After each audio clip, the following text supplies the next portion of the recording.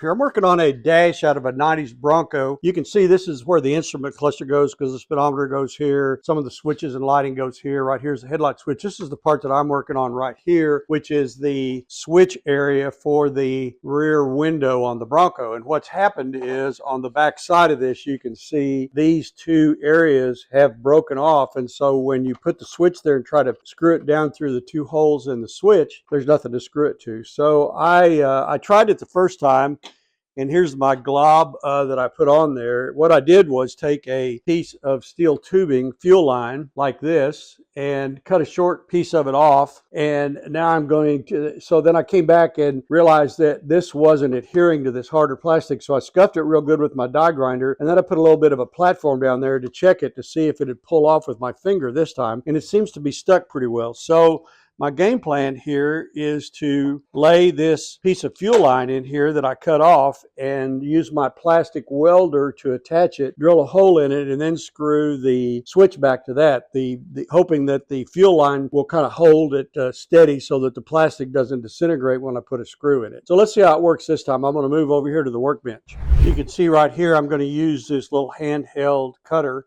And you can see about how much of that I'm going to take off this area from about right here up, about that distance. And then that little piece is going to go on to the back of this dash. And then we're going to use the plastic welder here to try to weld it back down to this area right here. That looks pretty ugly, but kind of hard to make that look pretty. I'm trying to get a good stick on that so that this will go there. And then once I put it in there, I'm going to fill this hole up with it, with the plastic like I did on the first one. Here's the first one. And you can see that you can kind of see the outline of the steel tube there, and you can see I drilled a hole in it and the screw held real well, but it didn't stick to the back of this plastic dash or instrument cluster piece. And here's probably a better shot of it right here. And I'm going to try to cut this off and put it on there. And I'm going to pause and I'll bring you right back when I get that cut off. Okay, now you can see there's the little piece that I cut off. And I'm going to put it right here on this dash, put that under my knees where it'll sit. And you can see I'm going to put it right there so that the switch is going to sit like this over that hole.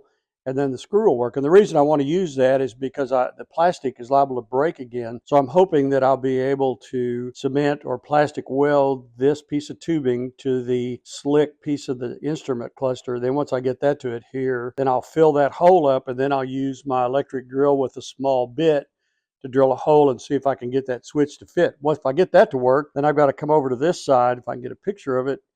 And this is the other mounting point, and you can see that it too is broken off. So I'll have to, there's probably a good one. You see part of that is broken off, so we're going to have to fix that too. But I want to get this one done first, and that way it'll help me ID where the hole needs to be for the second one. So I'll bring you back here in just a second when I get this plastic welded. And once again, if you haven't had a plastic welder before, or you never used one, you have a heat temperature reading here, and it tells you with the kit what you should use. And then these are the plastic rods. I think that's PLA if I'm not mistaken, like from one of the machines that'll make plastic parts. And I'm going to glue that down here and then see what happens.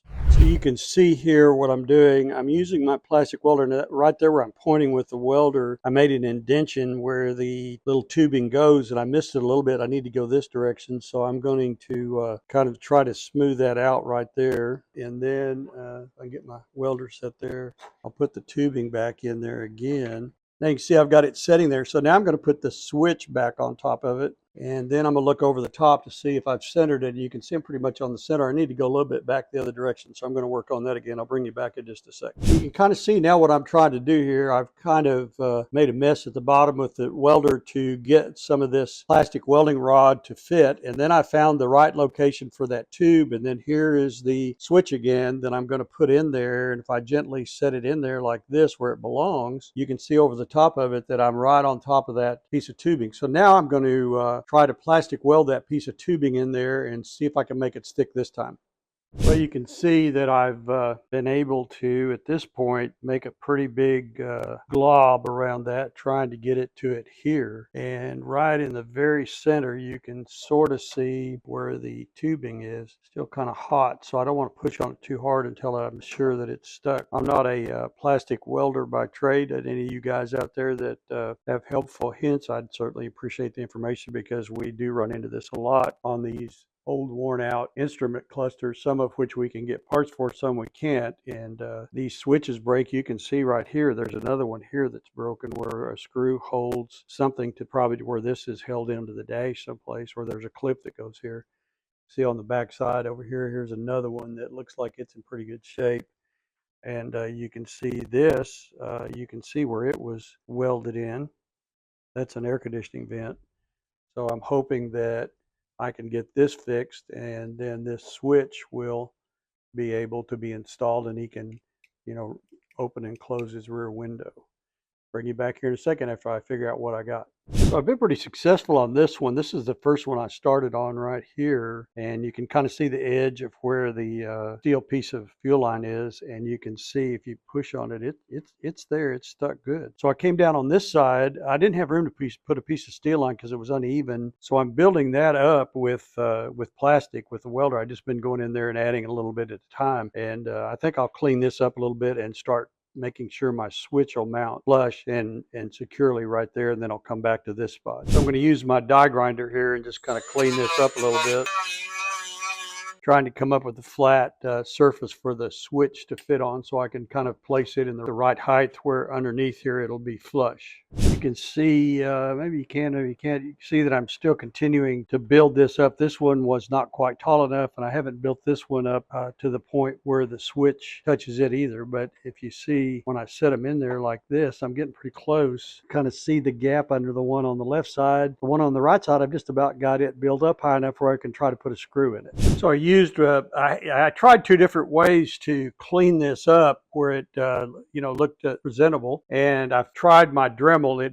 Nothing really in the Dremel was strong enough to do it, so I put a burr bit in my die grinder and then turned my die grinder up to 4, and then just worked around on this. But as it turned out, it fits, and the screws fit, and they're tight, and this is going to work. I'm really excited about this. It saved this guy a lot of money, and actually it's very hard to find this part, so it's going to work out very well. I'll show you the finished product in just a second. Well, I finished up here. You can see that I got it mounted in. I got it where it's there. It's going to work.